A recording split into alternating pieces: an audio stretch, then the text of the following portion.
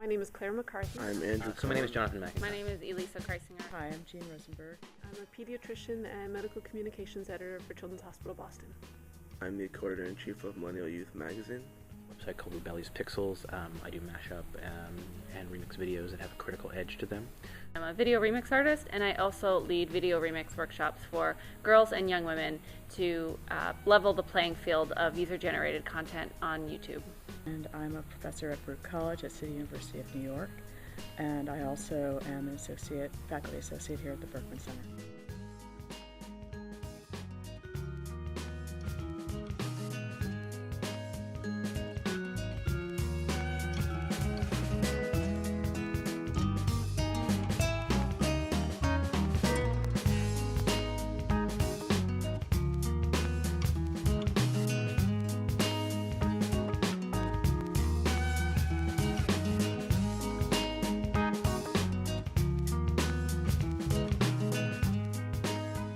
I found it to be incredibly useful. First, I found the report to be incredibly useful because there are so many strands out there, so many fragments in terms of looking at this whole problem of information quality, how to search for, find, assess, verify, fact check, and also how to contribute information online, and how to empower youth to have those skills so that they can be better informed, more engaged, and also successful in their own careers and academically.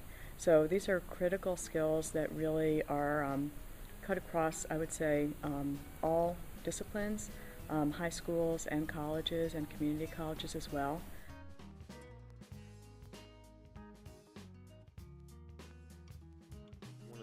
One of the things that I am always concerned with is the way that gender is dealt with or not dealt with in information technology, especially in terms of social media. So how do we, when we look at the gender disparity in the IT field, and then we see that reflected in people who are doing creative work, right? So whether you're uploading videos to YouTube or whether you're getting involved in some sort of participatory journalism thing, and we see the gender disparity is sort of mirroring in that more participatory space, mirroring what's happening in the professional space.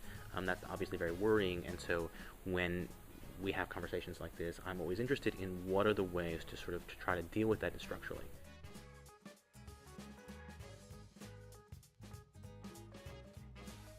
Most of it was surprising and new that I hadn't thought about before, because I think it's going to take a while for me to process it. There's so much that's relevant to what I'm doing.